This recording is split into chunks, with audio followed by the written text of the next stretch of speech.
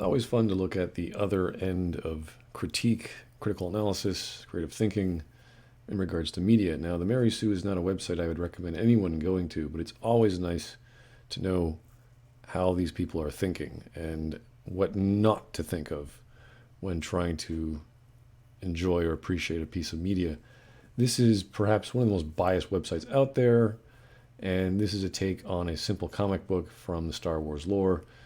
Uh, I don't know anything about it. I haven't read it, but I can guess anything that Kate Gardner or anyone really on this website talks about, the opposite is usually true. So this is a general rule of thumb with feminists, intersectionalists, um, anyone politically minded, anything like that. It's just sort of, yeah, just stay away from their opinions. So I'm not going to link to this article, but I'm going to go through it just to see how biased and ridiculous the generalized statements are, the opinions therein, and just how silly this person is, or this perspective is. I'm not going to target Kate specifically. I have no idea who she is. But just the ideas that she's presenting of just how horrible they are when under even the slightest bit of scrutiny. So she's complaining about the comic Dark Visions #3 and the depiction of a woman in the story. Let's actually go through this. So while Star Wars novels have featured more women writing them, the franchise installments and other mediums have not followed suit. This is not only true for women behind the camera of the films, but women writing the comics. Okay, so there already we have Kathleen Kennedy, quite the feminist. The Force is female, and Kate is complaining that there's not enough women behind the camera. So whose fault is, like, how many more women do you want? Like, what's the quota? It's kind of strange. The latest issue of Vader Dark Visions more than proved that there need to be more women working on the comics, as it shows a stunning lack of consideration for women fans. Now, I don't think just because you have a lack of consideration for women fans, that having women working on the comics are going to make it more for women. Who are these fans? What are their attitudes? What are their opinions? Obviously, these women fans are whatever Kate Gardner thinks they should be. When this adjective doesn't really describe them, whether the fans are female or male. What are they thinking? We don't know. Anyway, the plot follows an unnamed Imperial nurse who is in love with Darth Vader, though he doesn't know she exists. Sounds fine. She fantasizes not only about them fighting rebels and being romantic together, but about him punishing those who hurt her. She steals bits and pieces of his suit, left over from surgeries, which is admittedly off-putting. And when she is discovered by her superior, she throws out her treasures. Okay, so it sounds like a Kylo Ren without the Force power and very low on the totem pole. I see nothing wrong with this character. And again, imagine this was a man having homosexual fantasies. Again, who cares? It doesn't matter. It's not as believable because that's not how nature intended, but doesn't matter. I mean, it's the same idea. Distraught over the loss, the protagonist envisions herself as a Sith Lord, putting next to Vader. Again, power fantasy. So it's a story about a no-name red shirt who has a power fantasy about one of the guys upstairs, Darth Vader, the biggest baddie in storytelling history. She stumbles upon an unmasked Vader in meditation. She says they can be together only to be interrupted by a lightsaber through the chest. Vader then stalks away from her and demands the garbage be removed from his quarters. Yes, sounds charming. Actually, it does sound pretty badass. Let's actually take a look at that photo, or that pages, the series of pages. Obviously, she looks insane. I think I got a better shot here. There we go. So here's a Reddit post of the page. And again, crazy looking face. I mean, it's right out of a Batman comic. Could have been Harley Quinn for all we know. And her eyes get red, and that's the lightsaber as he pulls it out in her chest from his meditation chamber. And he's like, yeah, I got work to do, lady. Get out of here. First off, you don't piss off Darth Vader, especially when he's meditating. Doesn't matter who you are. He's a bit far removed. So this is kind of like, I mean, everyone knows who Darth Vader is by this point. We know what kind of character he is. For this to happen is just like, Yes, this is exactly what's supposed to happen. No one was expecting something like, would Vader get a girlfriend? No, no, Vader would not.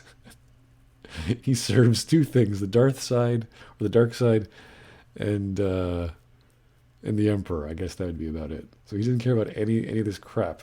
He is Darth Vader because of this crap. Do you think he would have reneged on his history, on what we learned of why he became the way he did? It's because of his relationship, or his relationship over love and passions and what have you. He's kind of well versed in how this whole crap is going to turn out. So he's just cutting to the chase. He's getting to the punchline because he's Darth frickin' Vader. That's what he does. And what's wrong with having a character who's crazy? There's nothing wrong with having crazy characters. Nothing wrong with having characters in general who you're looking at their fantasies and they get what's coming to them. So the protagonist, who has been adopted by fans named Dea after Christine Dea, I don't know if that's how you pronounce her name correctly. I don't remember her last name in Phantom of the Opera, is treated miserably by the narrative. I'm trying to remember the stage production of Phantom of the Opera. I don't recall her being treated miserably by the Phantom or the narrative. It was a musical, so it was kind of a big production about the whole love affair and the mystery of the Phantom. She's not even given a name or a backstory of any kind. She's portrayed as being obsessive and almost pathetic, with the art visualizing her as being manic and laughable. It's a sexist comic that shows women as being ridiculous, with fantasies being the sign of a troubled mind. See, this sentence sounds perfectly fine to me. I don't care if the comic is sexist, racist, or whatever, if it deals with the issue. If you're not going to deal with the issue, you're not going to have a racist, sexist, or whatever comic. Now, I highly doubt it's a sexist comic. Again, because everything anyone writes on the Mary Sue or is feminist, the opposite is probably true. But let's assume it's true. I would rather read a sexist comic. I would rather read a timepiece that might have racial terms or language that's different. And it shows women as being ridiculous. What's wrong with having a ridiculous character who happens to be a woman or a man or an alien with fantasies being a sign of a troubled mind? Again, I see nothing wrong with this part of the sentence either. Imagine this sentence. Just imagine just take away all the color, take away all the taste, all the flavor of what this sentence is. So all the adjectives, all the words that are descriptors that modify it. So it's a comic that shows a person as being normal, with ideas being the sign of a normal mind. That would be a very boring story. So already this person is complaining about something which is inherently necessary in stories. When I first read this article, I thought, oh, Dark Visions kind of reminds me of a Harlan Ellison anthology. I think it's Dangerous Visions. And most of writers who do short stories, they don't have time to characterize. So they have to put the character in some sort of plight, and that character is usually broken or damaged, or some sort of part of them is missing. So to have this sentence, having a ridiculous woman, that's pretty light on the scale of characterization. You want more. You want like really deep, rich, thick, juicy, succulent characterizations, and to play with them as quickly as possible. So fantasies aren't the most efficient, but they are a quick way of having a visual cue. And in a comic book, that's perfect. So this is a good reason to actually want to read a Star Wars comic, in my mind at least. This is not to say that Vader should have accepted her love and her problematic behavior, or that he shouldn't have reacted the way he did. Okay, so the story is okay. And we're talking about the ending of the story, which is the most important part of the story. So this is okay, even though she says she doesn't like it. So that's an okay way of saying it was a good story, but not my cup of tea. But she's, of course, not going to say that. She said everything's wrong, as we'll find out, because logic and reasoning and evidence is not part of these people's mindsets. He is the villain after all, but I guarantee a male character who idolized Vader and wanted to be like him would not have been treated like some sort of pseudo Harley Quinn. but rather as a realized character who idolizes a villain and who would be the hero of the piece rather than a joke of the character. Um, Possibly, but there's nothing wrong with a character dying or not achieving what they wanted and still being the hero of the piece. Again, I haven't read the story, but there's nothing wrong with a character going on their journey and then losing and being told that you're going to die, being foreshadowed that this is a bad idea, or being laughed at, going through trouble, going through conflict, which is the point of a story. You have to have conflict in your story, and then losing. There's nothing wrong with that. So to suppose that this would be different if it was a male character is nonsense. And even if it was, how is that bad? Just because it's a male. I don't understand this line of reasoning. Again, Mary Sue, what are we going to do? It's worth noting that Chuck Wendig, who is a horrible writer who got fired from this series for just having bad writing, who was originally slated to write the Vader series prior to being fired by Marvel, tweeted that his original idea for the story was about a male morgue attendant who became obsessed with Vader, yet it was changed to a woman. So what? The changing it to a woman makes it more understandable to be romantic and having characterization like that. Whether it was a male homosexual character makes no difference. Where's Chuck? There's got to be Chuck in it. So there it is, Chuck. Apropos of absolutely nothing. Sure thing. My issue 3 of Shadow of Vader was about a toxic fanboy who became obsessed with Vader, and it didn't end well for him either. So what's the problem? The ending of the story ended the same way. I thought it was good, and I'm sorry you won't see it. Onward we go. Again, characters, people like this probably aren't very well versed in what they do. If you were a good writer, would you have been fired? You can go to his Twitter page if you really want to see what kind of character he is. But again, blue check mark, toxic fanboy. You already know what kind of character he is. You don't have to go there. Here we go. Many female fans are deeply upset. Deeply. Many and deeply. There's so many female fans, of course, on Twitter. Upset by the story and took to Twitter to call out Star Wars for the way the character was treated. Because God forbid you have characters screw up, lose, fail, and fail it with and the penance for their failure is their life. I guess they haven't watched The Last Jedi, but of course they love that movie. This seemed to be calling out and mocking female fans who like or identify with villainous characters, which is a sizable portion of the fandom. Yeah, there's seems to be a main character in The Last Jedi and the latest Star Wars trilogy, who is the hardcore Vader fanboy. So what's the problem? For a franchise that celebrates male villains like Vader, Boba Fett, and miscellaneous stormtroopers with constant merchandise and parades at Disney, there seems to be an issue when women like these characters. There also seems to be a woman when these characters are women. Or it's Captain Plasma, whatever. She's a joke of a character. I don't know. Whatever Disney's doing, they don't seem to like female characters so much. And you'd think that it would have been fixed with Kathleen Kennedy at the helm. But why screw up what works? You have these iconic characters, or at least characters that have been in the franchise. What do you want them to do?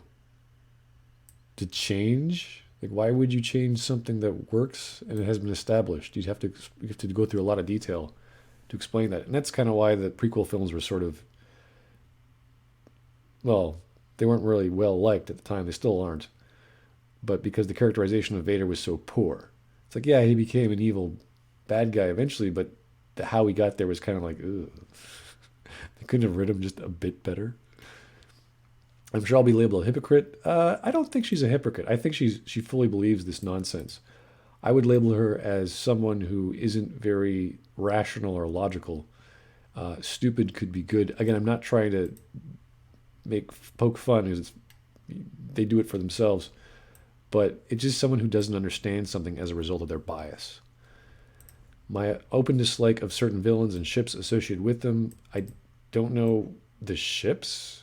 Villains in their ships? The TIE bomber of Darth Vader? And what's wrong with disliking villains? They're villains. Oh, she means the romantic ship. Oh, okay.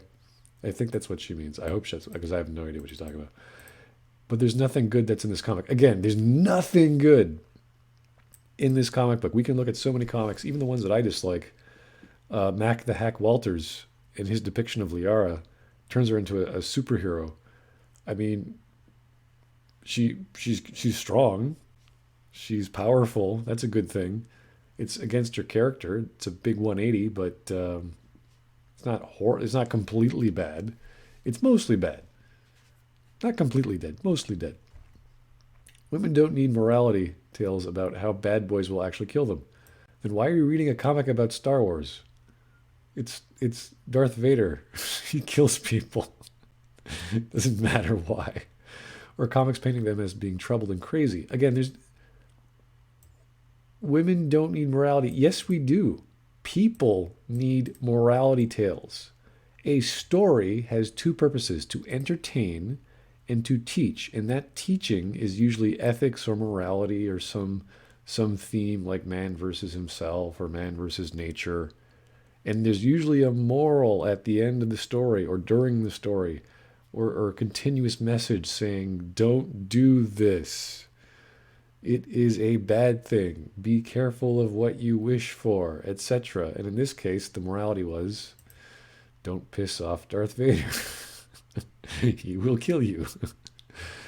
If we praised Imperial fanboys in the canon, with characters like Hux or even Kylo Ren, we can't treat women as being insane for the same reasons. Sure we can. What's stopping us? What's stopping us from having a comic book treating women or men as anything else? As any way we want to explain a moral. This is bizarre thinking, as if you can only do it one way. If you do Imperial fanboys, you have to do Imperial fangirls a certain way. That's crazy. That is such a stupid way of. That is a truly stupid way of thinking. You can only do certain things certain ways if you do certain other things certain other ways. Makes no sense. There's no logical correlation to that. You can pick out a dozen different authors, they'll all write characters their own way. It's how they do it that matters. But she's not concerned with how. She's concerned with what. Again, Mary Sue. If it's a female, it has to be strong and perfect and all these other crappy things. We want characters, male or female, to be weak and conflicted and broken, and then you want to see them grow into something. You want to see them change. Or being disturbed. I see nothing wrong with having disturbed characters. If we didn't have disturbed characters, we wouldn't have Harley Quinn. We wouldn't have the Joker. We wouldn't have all these other famously well-known characters for being broken. It's just silly. Similarly, in real life, men are allowed to creepily comment on how much they love Carrie Fisher in Leia's Hut Slayer outfit. Previously, Slayer outfit? Is it Hut Slayer? Is it Hut Slave? Slave outfit? Slayer outfit. Okay, anyway. Previously known as her slave Leia outfit. Oh. It was previously known? Okay, I don't know. Oh, because she kills the Hut. Ah, okay, gotcha. In fact, Fisher herself even shared a story in which a young man told her often he masturbated to her when he was in his teens. Yeah, men have a problem with that. I wouldn't say it's a problem. It's more of a fact of life. So get used to it. And I'm sure women don't do this at all. There's absolutely no slash fan fiction online at all about anything Star Wars related. There's absolutely no depictions of Justin Bieber as a Jedi, and polls or any kind of recording online of women who want Justin Bieber the next Jedi. I didn't see that at all. This does not exist. Yet a woman is not allowed to express her affection to a villain. She is, but if that villain is Darth Vader will kill that woman. Guaranteed. That's the line we're drawing here? No, again, pick any author. They'll do something different. But I see nothing wrong with Darth Vader killing people. That's kind of what he does. From politics, I mean, it's kind of what the whole Empire does, not just Vader. He's just the poster boy for it. Fandom politics are difficult to explain.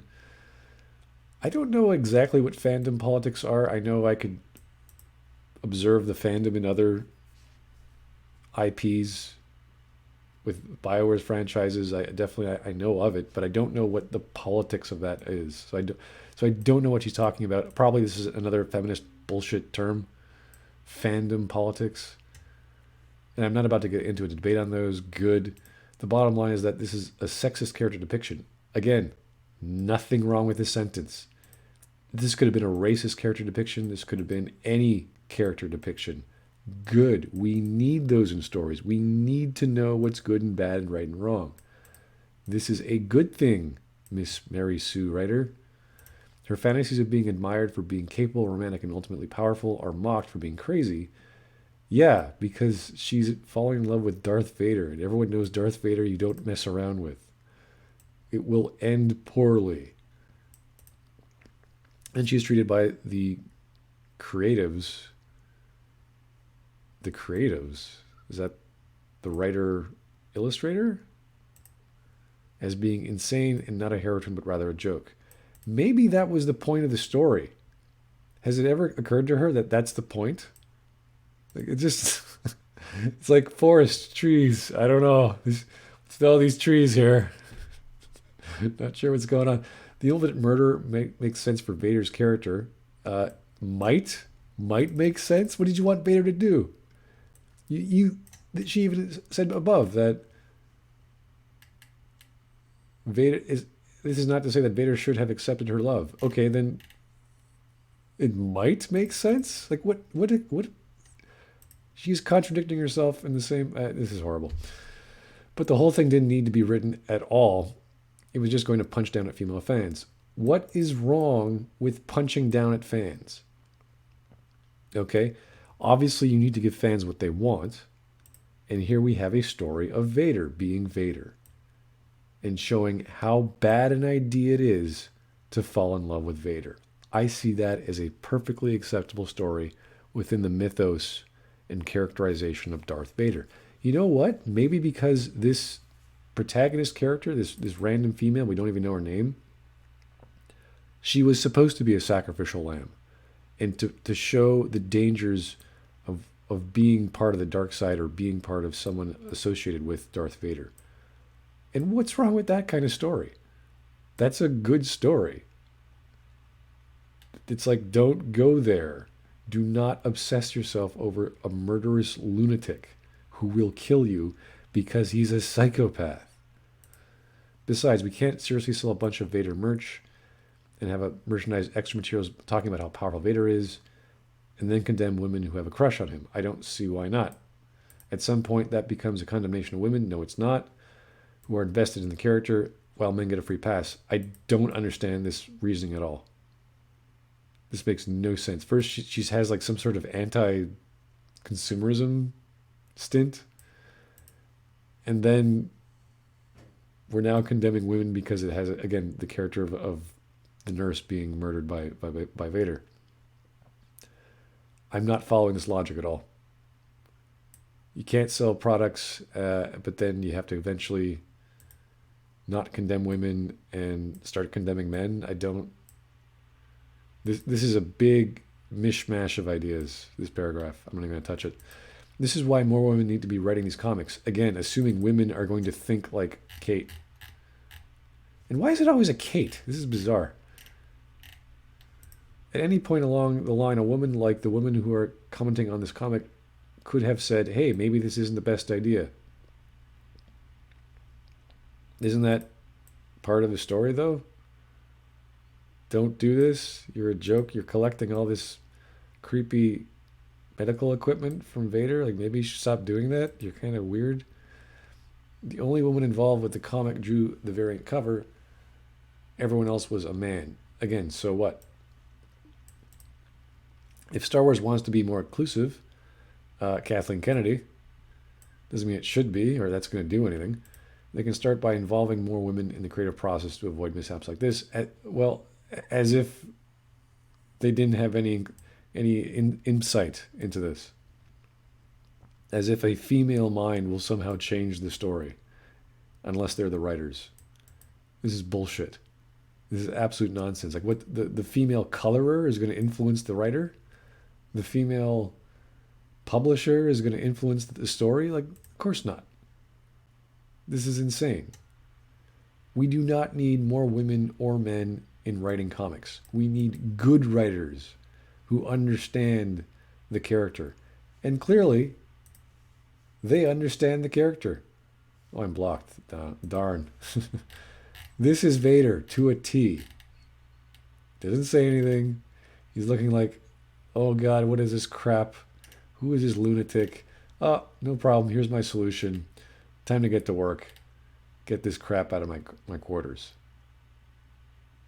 Imagine if you were meditating in your quarters and you're a Sith Lord and someone starts professing their love to you and just this face. It's like, excuse me? Gee, I wonder what's going to happen to you, lady.